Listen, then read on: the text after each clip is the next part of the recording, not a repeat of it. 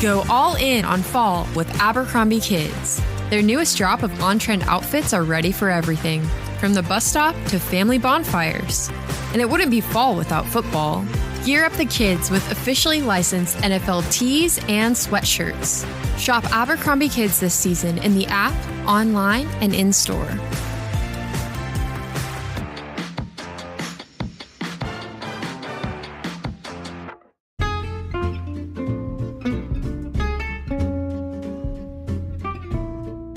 Hello, and welcome to It's a Fandom Thing. I'm your host, Erin Marlowe, and each week I'm joined by a panel of guests to discuss all things fandom and pop culture, primarily from a female perspective. You'll find everything from fanfic, to cosplay, to Schitt's Creek, to Supernatural, and everything in between. So put on your favorite piece of fandom merch, set aside that fanfic that you're writing about your OTP, and sit back and enjoy this week's episode.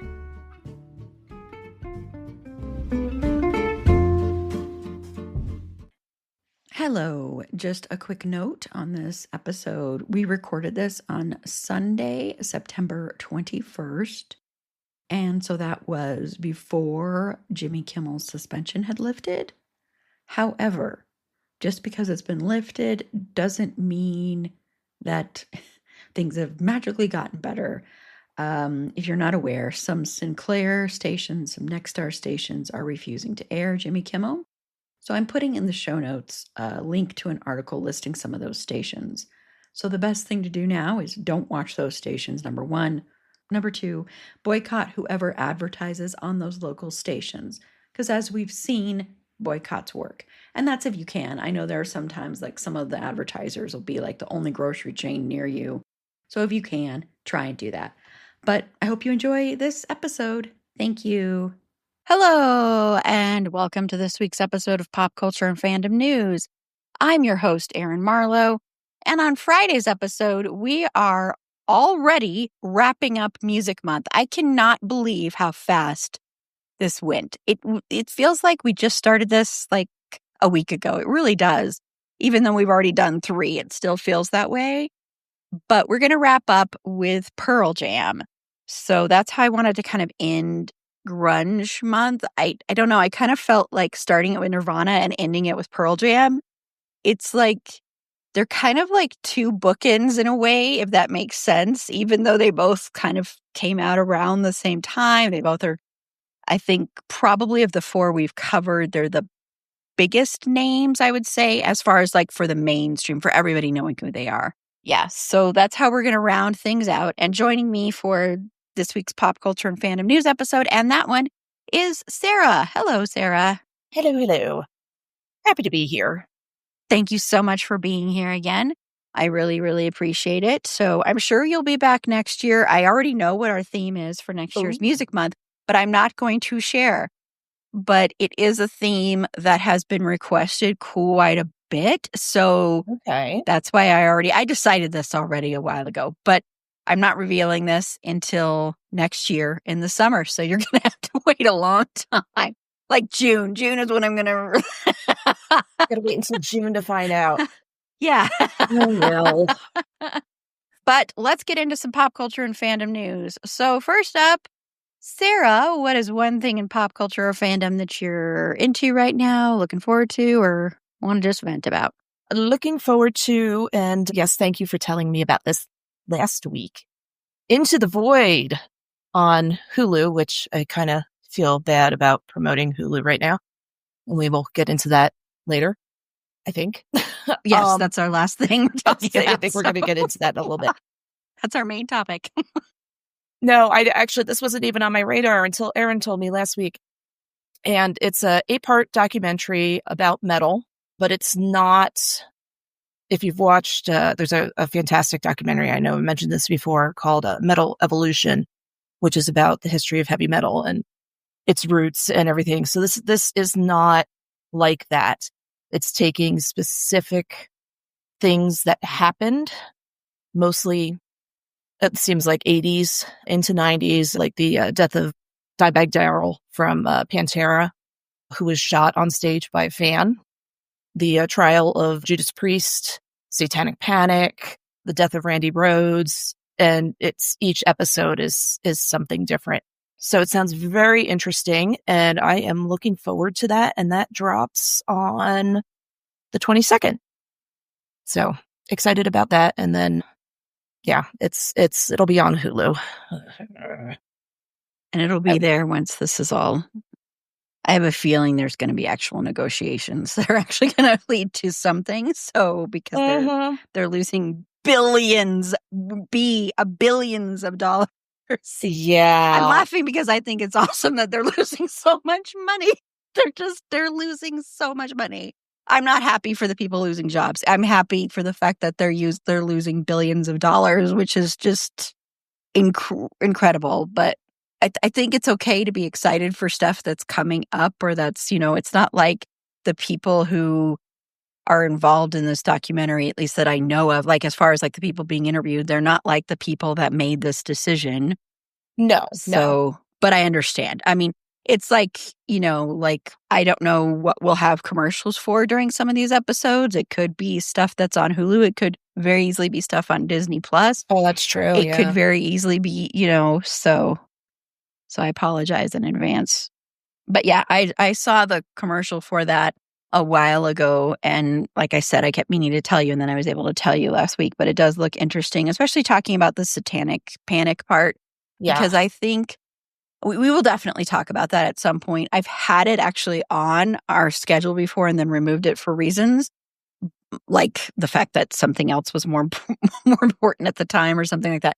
But I do think it's a good topic to talk about because I do think it fits in with some of the stuff that's happening today as well. Oh, definitely. So, yeah, so I'll be curious to watch that eventually as well. Well, what I'm into is the movie The Long Walk. This is such a good movie, one of the best movies of the year that I will probably never watch again.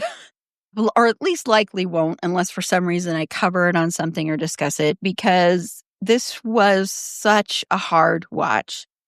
And if you don't know what this is adapted from a Stephen King novel that he wrote under that pen name Richard Bachman. And it was back in like the 70s in his, like as people refer to it, also his coke era when he was doing a lot of cocaine.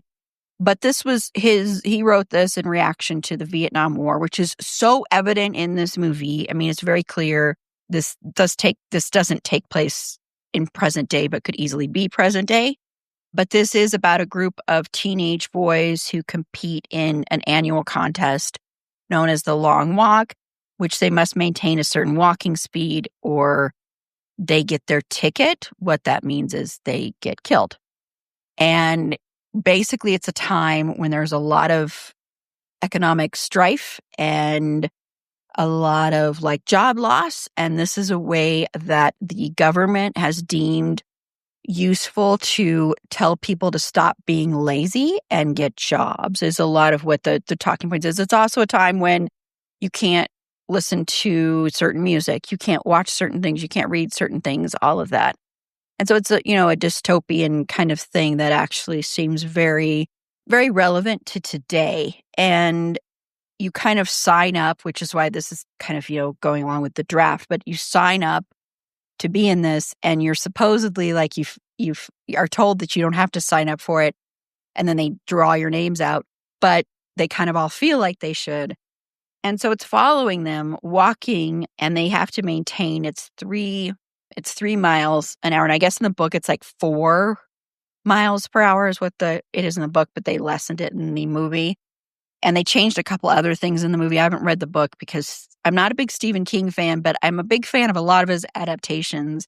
But this was done by by Francis Lawrence directed this. And Francis Lawrence has directed Hunger Games movies before. And so if you're thinking this is going to be like the Hunger Games, though, it's not. Okay, it's really not. And it's not. I love the Hunger Games movies. I haven't read the books. I know someone who could be watching us right now is reading some of those books and having some emotional reactions to them. But the reason I say it's not like that is that those movies, even though they were hard to watch and heavy, are not as depressing and harrowing as this movie is. I really not. It's like this movie is so heavy and so depressing. And I cried so much watching this movie.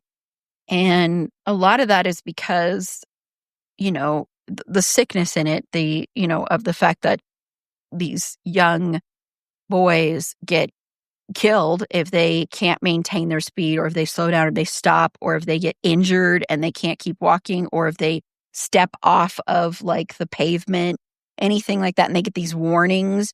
And then if they don't come back, then they get killed after a few warnings. And the murders, I want to tell everybody, be prepared if you go see this. The murders are up close, like very up close, very graphic, which I actually think is really good, to be honest, because it enhances the disgustingness of this. And of course, this is also about class. It definitely racism as well, even though, Stephen King has never been very good at writing that, because Stephen King is very good about writing white men, but he's not very good at anything else as far as people go, frankly. But in the book, I guess some of these characters in here that are Black men, or I should say young men or young boys, most of them are about 18, well, you have to be 18. So, but still, to me, that feels like a young kid. Yeah, still. it is. We're white in the book, so, but they're not in the movie. But I want to point to, all the performances are great, but I really want to point to Cooper Hoffman and David Johnson, who play the two main guys. And Cooper Hoffman, if you don't know, is Philip Seymour Hoffman's son. And if people don't know, Philip Seymour Hoffman's death was one of the hardest for me personally. And Cooper Hoffman is definitely as talented as his father. David Johnson is incredible, just so amazing. These two are like two of the best actors of their generation, I think. And I don't think that's hyperbole really to say that, and especially after watching this. And there are other great performances in this as well. But those two, they strike up a friendship while walking, and just their bond, their conversations, and everything. It's just incredible. And you grow to just really care deeply for them, and it makes it harder to watch. So it's a hard watch. It's not an easy watch, but it's so good. It's one of the best movies of the year. It's a surprise for me. I had no real urge to see this movie. Like, I saw the trailers and I'm like, okay, I'll maybe watch it later when it's streaming or whatever. And then I kept seeing all these reviews like raving about it. I'm like, okay, I'll watch it. But I wasn't like excited about it. And then it just kind of, it's one of those ones that like kind of snuck up on me. So I recommend it, but just trigger that the deaths are up close and personal and graphic. And also there is some homophobic language in this, not the use really of the F slur, but some very homophobic conversations. It fits sadly with what is going on, but I just want people to be aware of that there's a lot of blatant homophobia in this movie. And yes, I know Star Wars fans out there probably want to know how Mark Hamill was. Mark Hamill plays the villain, the supreme villain in this, and he's good, but it's not the person that you care about the performance as much. It's the voice. So yeah, I'm seeing it on Wednesday. So thank you for the warnings. You're welcome. Yeah, it's a lot. And there's also another warning, big warning: suicide and self-harm behavior. So okay, huge warning for that. It looks like a very, very heavy movie. It is, but I do want to add, there's a lot of humor in this film, though, too. There are a lot of really funny moments and a lot of levity and stuff. So it's not all like every second is dour and depressing, which I was really grateful for, because I think if this whole movie had been just dour and depressing, I don't know if I could really recommend it, just because it would have been too hard to sit through. And it was hard enough to sit through, but adding that levity and adding that humor really, I think, helped a lot. Okay, so we are going to take a quick break. And when we come back, we are going to watch a new trailer for the movie that already owns Erin, and she hasn't even seen it. So if this movie disappoints, oh my gosh. I don't know how I'm ever going to get through it if it disappoints. I know. I feel like, we've been talking about it for months, and we'll be talking about it for months. Yeah. Like, this is going to consume our lives. So we'll be right back with a look at the new trailer for Springsteen, Deliver Me from Nowhere. So we will be right back. At Sierra, discover great deals on top brand workout gear, like high-quality walking shoes, which might lead to another discovery. 40,000 steps, baby. Who's on top now, Karen? You've taken the office step challenge a step too far. Don't worry, though. Sierra also has yoga gear. It might be a good place to find your zen. Discover top brands at unexpectedly low prices. Sierra, let's get moving. Okay, so it's that time. Check your show notes. You can pause this, watch the trailer. If you don't care and you're like, I'm already sick of hearing Erin talk about this movie, I don't need to hear anymore. It's very understandable. But I knew, so there was a new trailer that dropped for Springsteen, Deliver Me from Nowhere. And I was like, oh, Sarah's going to be on. Sarah won't mind if we watch this trailer. Not at all. Nope. Because I was like, other people might be like, Erin, enough already.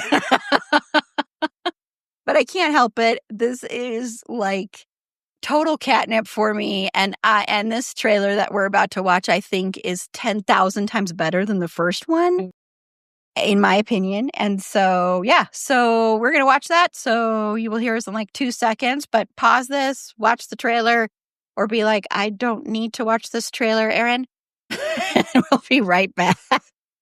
Okay, so we just watched the new trailer for Springsteen, Deliver Me from Nowhere.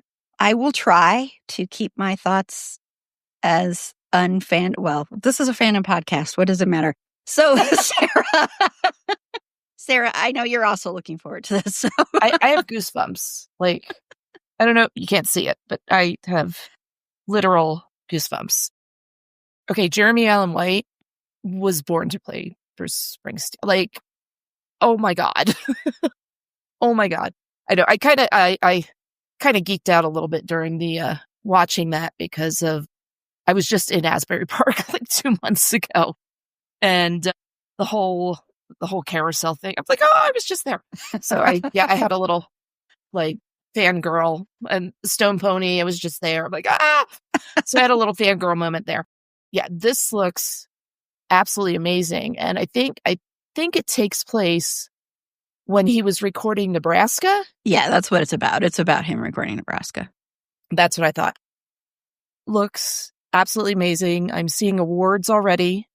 Super excited about this because, growing, like I've said before, growing up in New Jersey, Springsteen was everywhere. I mean, that was, he is our pride and joy of New Jersey, and Bon Jovi.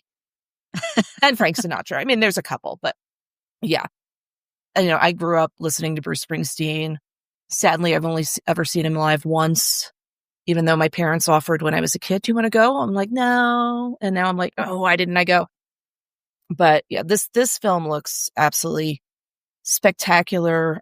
I am really excited about this, and I'm going to hand it over to Erin because I know she's chomping at the bit here to talk about it.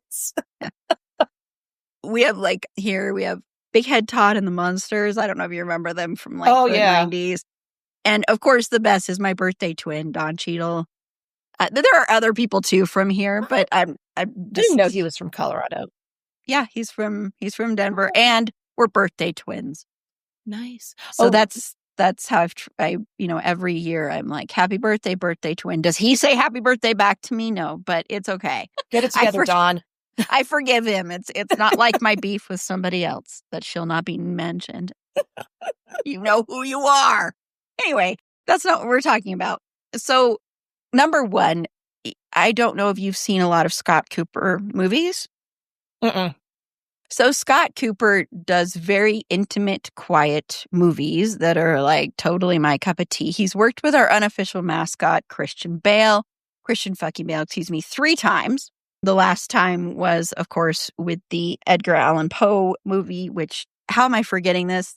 And then, of course, he did this one that is a beautiful movie that we will cover at some point. Maybe we'll cover it next year, called Out of the Furnace. And yeah, the Pale Blue Eye was the name of the Edgar Allan Poe one.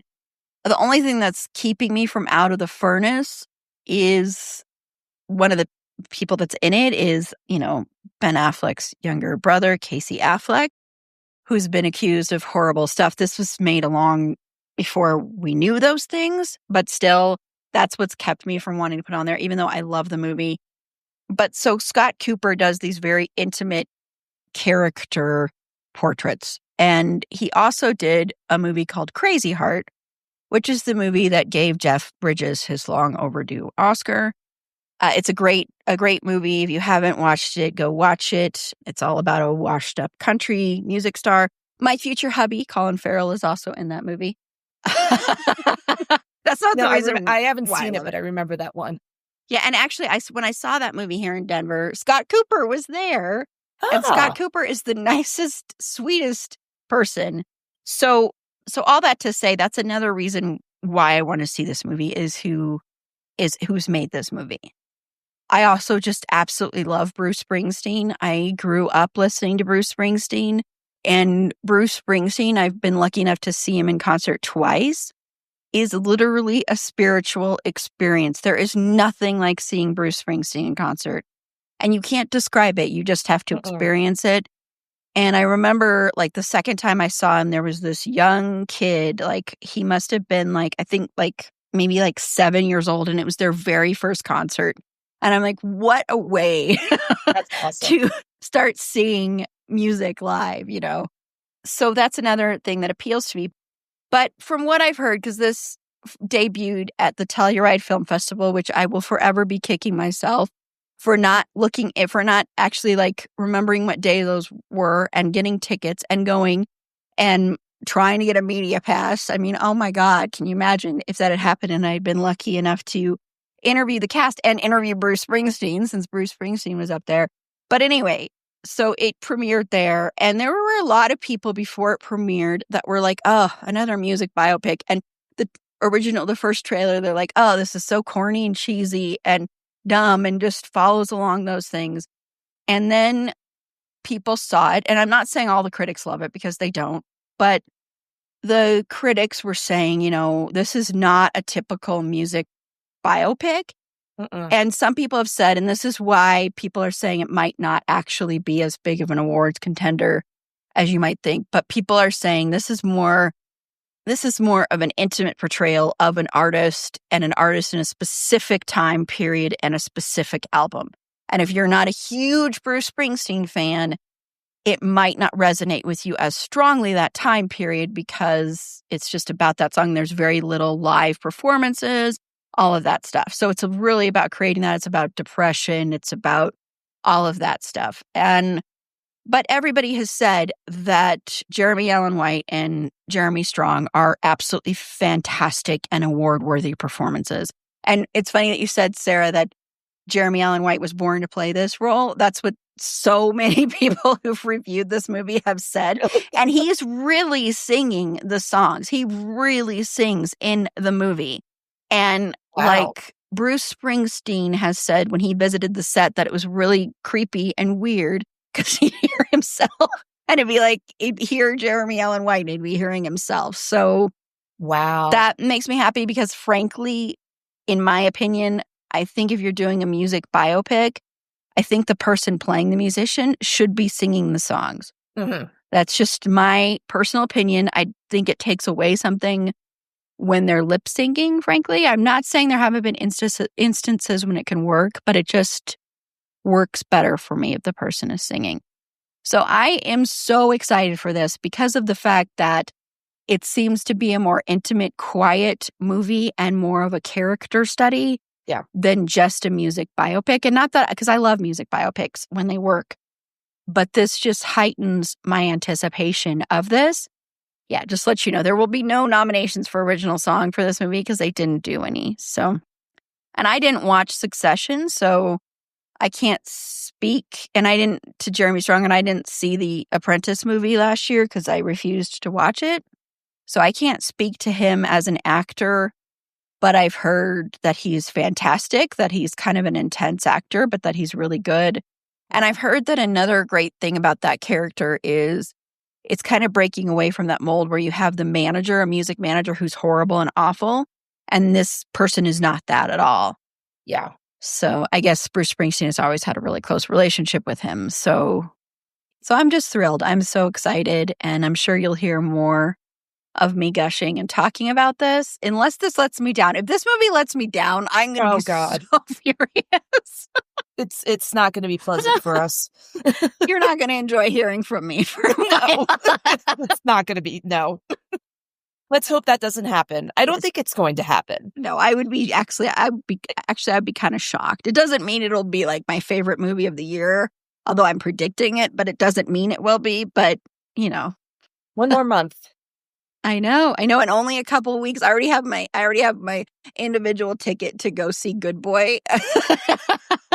Oh, that's next weekend, right? No, the weekend after. Well, when you're listening to this, everybody, it's actually in 1 week and a couple days. But yeah, so go see Good Boy if you like horror movies. So yeah, I'm going to see it first and suss out just so I can ensure and tell people for sure that, the dog's okay, so that everybody knows. Okay, well, we're going to take another break. And when we come back, we have to talk about Jimmy Kimmel and what's going on. So it would have been very weird to me if we didn't talk about this. So we'll be right back. Eczema isn't always obvious, but it's real. And so is the relief from Ebglyss. After an initial dosing phase, about 4 in 10 people taking Ebglyss achieved itch relief and clear or almost clear skin at 16 weeks. And most of those people maintain skin that's still more clear at 1 year with monthly dosing. Ebglyss, lebrikizumab LBKZ, a 250 milligram per 2 milliliter injection, is a prescription medicine used to treat adults and children 12 years of age and older who weigh at least 88 pounds or 40 kilograms with moderate to severe eczema, also called atopic dermatitis, that is not well controlled with prescription therapies used on the skin or topicals, or who cannot use topical therapies. Ebglyss can be used with or without topical corticosteroids. Don't use if you're allergic to Ebglyss. Allergic reactions can occur that can be severe. Eye problems can occur. Tell your doctor if you have new or worsening eye problems. You should not receive a live vaccine when treated with Ebglyss. Before starting Ebglyss, tell your doctor if you have a parasitic infection. Searching for real relief? Ask your doctor about Ebglyss and visit ebglyss.lilly.com or call 1-800-LILY-RX or 1-800-545-5979. Okay, so if you somehow haven't heard, and who knows, because things could be totally different by the time this episode drops. Disney is freaking out, frankly, which is good. And so they've been in conversations and talks with Jimmy Kimmel. But Jimmy Kimmel was suspended because of a joke he made in his monologue about Charlie Kirk's murder. But really, it's because of the fact that Trump doesn't like any criticism of him, or anything that he deems that way. But it's also, I think, an excuse. They've been looking for a reason to get rid of Jimmy Kimmel and to suspend all the late night people.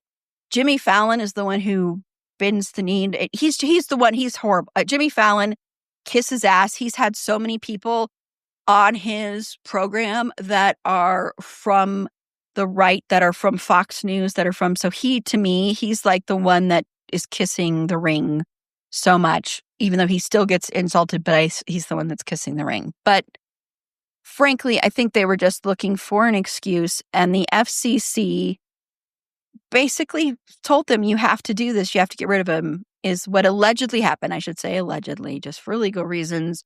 The studio has said that's not what happened. But the FCC chair is very excited about this. And they told Jimmy Kimmel like an hour or so before he was supposed to start filming. And there's also other stuff that's come out, like that Jimmy Kimmel was having a conversation with the head of Disney and a couple other people. And they were talking about what to do because they had been getting all these complaints after his monologue. And Jimmy Kimmel had a specific way that he wanted to handle it. And it wasn't good enough for them. Is what's allegedly happened. He wanted to come out and explain the joke and, but I guess his explanation was still more criticizing. So they didn't like that. And so they suspended him. He's in talks with him a lot because Jimmy Kimmel's biggest worry right now, and props to him because I'm actually not Jimmy Kimmel fan. I want to say I'm actually not a big fan of his at all. So that's another frustrating thing about this, is it's forcing us all to defend Jimmy Kimmel. But I will say, to his credit, a big thing that he's really worried about is his staff. He's more worried about them because let's be frank, if this show is permanently canceled, he will be fine. He will be fine. It's the staff that will suffer the most. All the other people working on this show will suffer the most financially.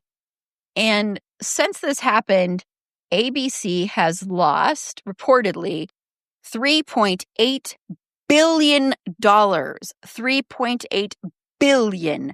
Good. Billion with a B, which is like standing ovation. It's incredible. It's amazing. And that's from people boycotting Disney Plus, people like canceling their vacations to Disney. People, there was a woman who was going to get married at Disney, and it was like $100 and something thousand wedding or something like that. And she canceled her wedding. Wow. That's incredible. And also they're losing that money because Jimmy Kimmel brought in money. So they're also losing it from like advertisers and other things like that. So, I mean, whatever you want to say about this, Sarah, I'm kind of leaving it open. But why is this? Why should people care about this? I mean, I'm assuming everybody that listens to us does care about this. But in case you don't care about this, why should you care about the fact that Jimmy Kimmel was suspended?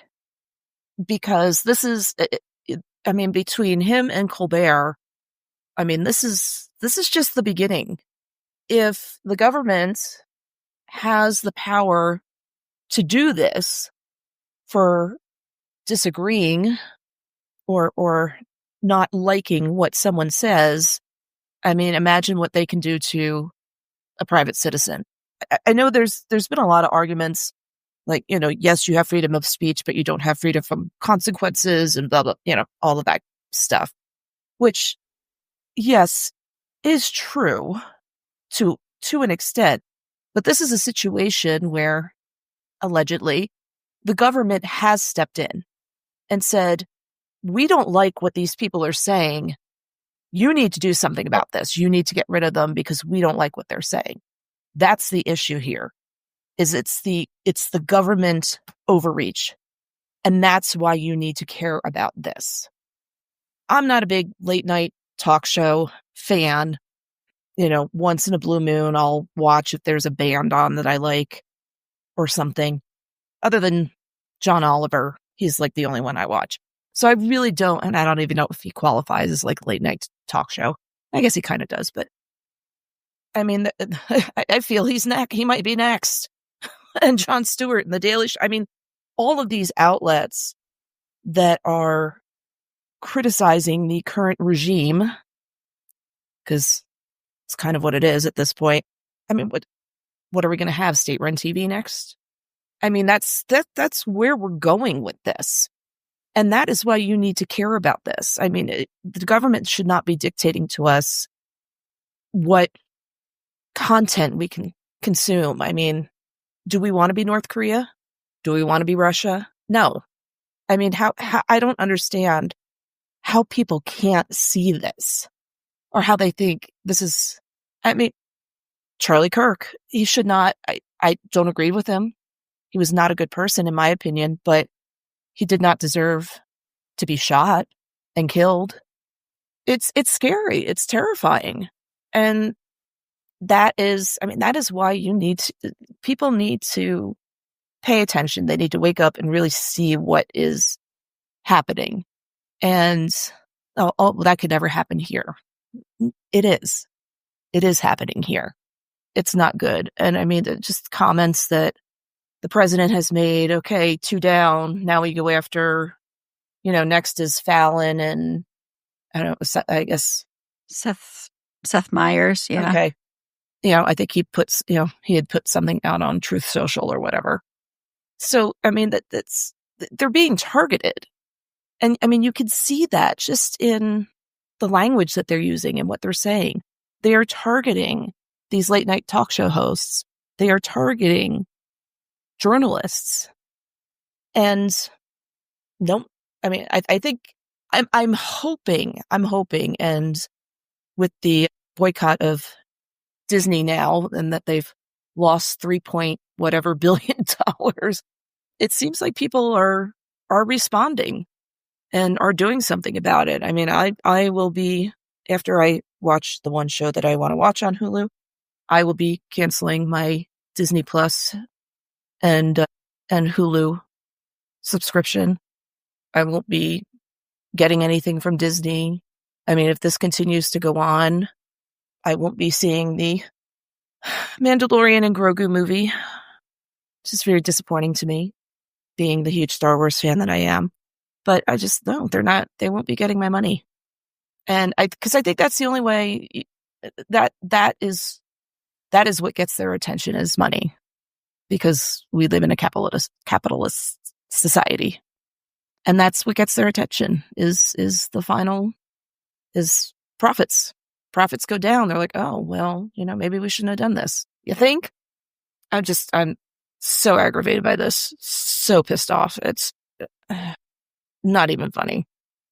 Yeah. And the other way is, like, has been pointed out, another big thing is to go after the people who advertise and be like, I will no longer buy your products if you continue to advertise on with Nexstar is the big thing we also need to look at. Is this is also very much about Nexstar and corporations, and Nexstar wants to own all of media. Nexstar is currently has won a bid and has purchased a local news station here in Colorado that wasn't owned by Nexstar, and Nexstar had already purchased a couple of them, and now it's purchasing another one. So it's trying to own all of media, and that's when you start to get the state-run media, and that's what's happening. So Nexstar is actually Nexstar and like Sinclair and all of that. That's like the big, huge head.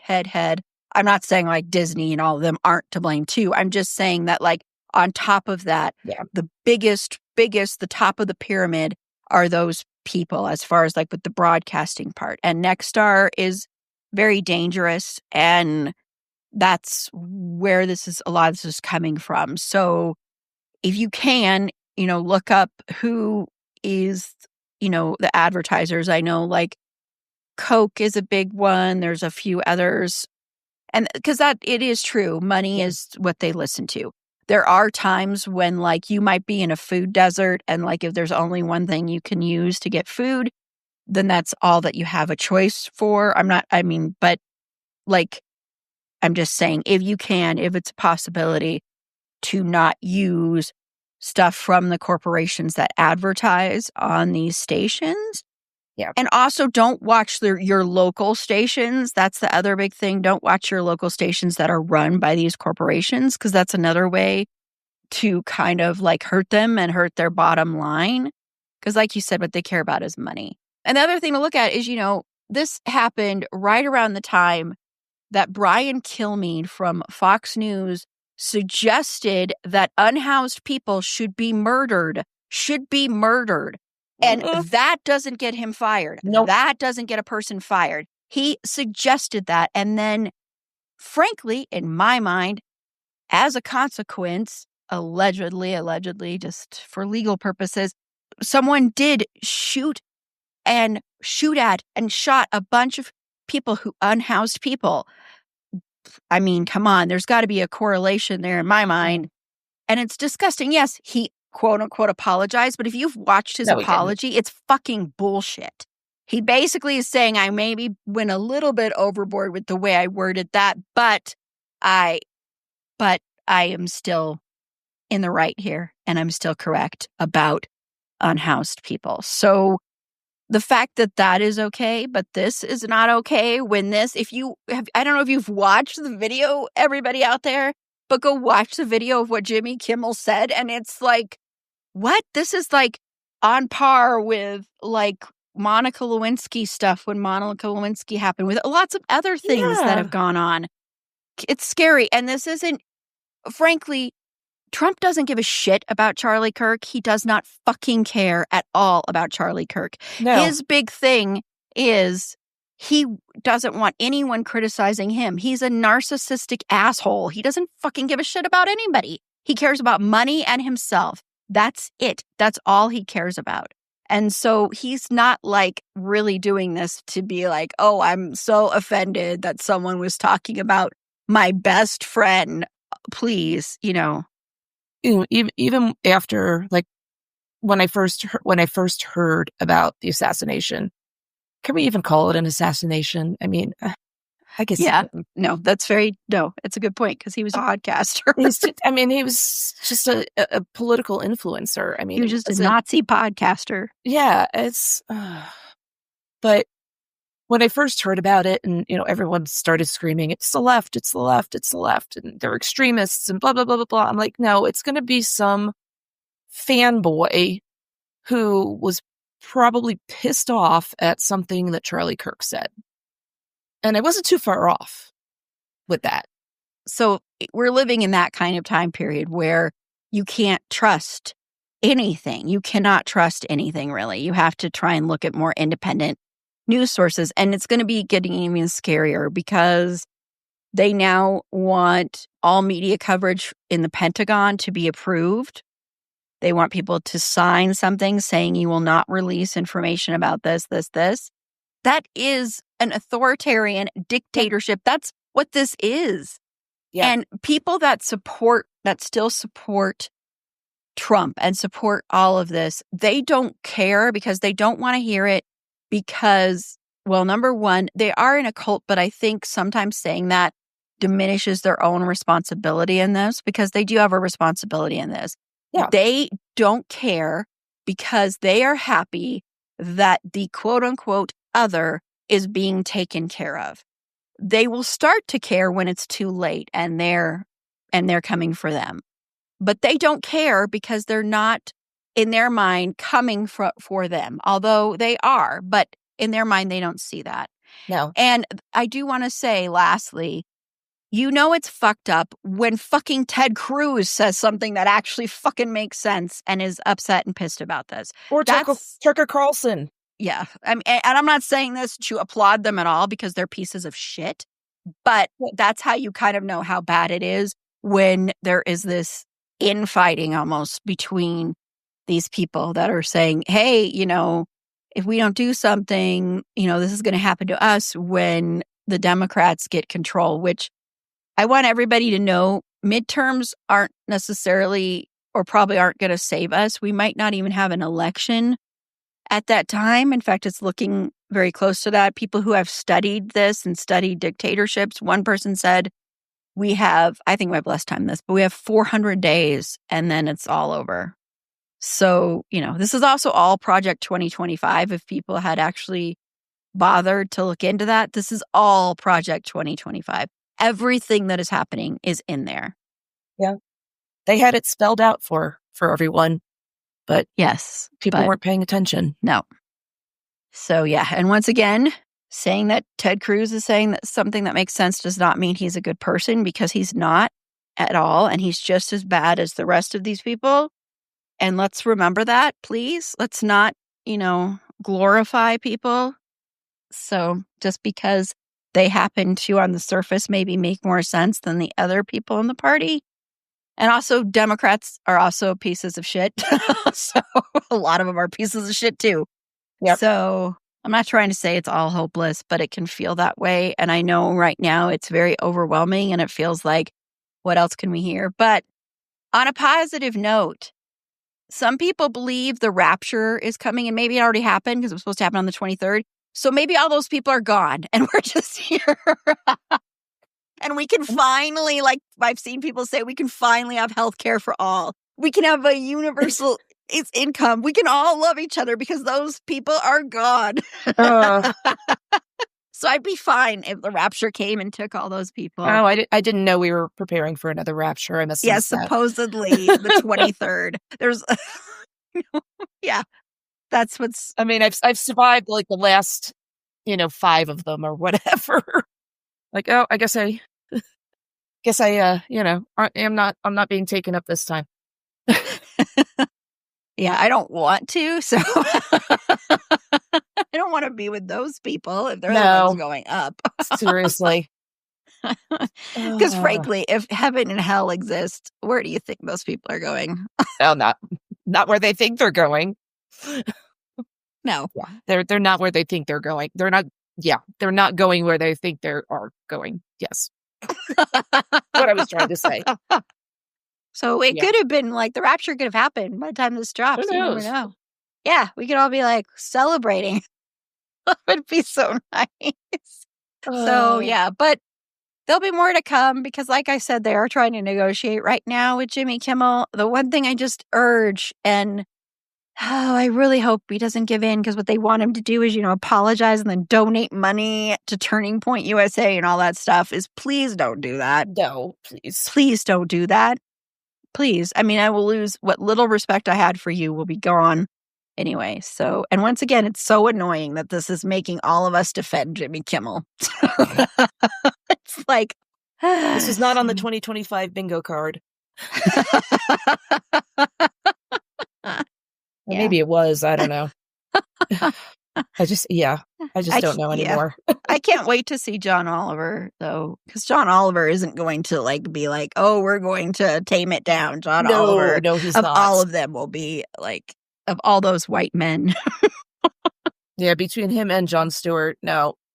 Well, I will be frank, and I like Jon Stewart, but I think Jon Stewart would give in, in an extreme situation would be given way before John Oliver would. I think John Oliver is like the top of the pillar of those people. John Oliver, he does a lot of amazing things as well. And he really, really speaks out. He uses his privilege in ways that go beyond even what the other people have used them for. He's incredible, Yeah. And his wife is incredibly beautiful. I don't think it matters. I just saw her at the Emmys. No, I know. It's like, oh. I'm not saying that like John Oliver couldn't get someone beautiful. Okay. I'm not saying that like, wow, John Oliver, you actually are dating. You're actually married to an attractive woman. Anyway, I'm going to stop talking now. So, okay, we're going to go ahead and wrap up this episode of Pop Culture and Fandom News, and we're going to let everybody know where they can find us. I said find us, like you're listening to me. So, Sara, where can everybody find you? You can find me on Instagram at NateCamMom. That is NateCammom. Or on TikTok at Sara A. Barnick. That is, I know, super creative. I got to change that. Oh, God. I'm not the most creative person. So on TikTok at Sara A. Barnick, SaraABarnaik. Awesome. Thank you. And Fergie the dog. Fergie.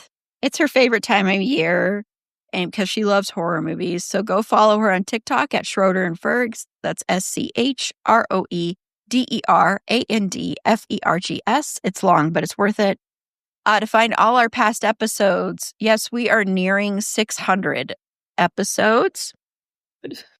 Yeah. It's amazing. It's like, fuck, I cannot believe that. Anyway, I'm excited about it, but it's also like, holy shit, seriously? Sorry, I'm cussing so much today. I feel like my podcast brain twin, Jen. But anyway, you can find all our past episodes on our website. It's afandomthingpod.com. And while you're there, consider becoming a Patreon supporter by going over to the link in the show notes or going over to the Support Us tab on our website. And for as little as $3 a month, you get bonus episodes, you get ad-free content, you get early access. Occasionally, you win prizes. Like you can win prizes for our upcoming horror trivia event, which is happening in just 1 week from the date this is released. So for our horror trivia event, our Patreon subscribers can choose their player, so you don't have to know a lick of trivia, and they get all that person's points. And then, you can win some cool prizes. So yeah, it'll be very exciting, very cool. So become a Patreon supporter today. And on Friday's episode, we are wrapping up Music Month with a look at Pearl Jam. So until next time, remember it's a fandom thing. Black Lives Matter, stop Asian hate, and free Palestine.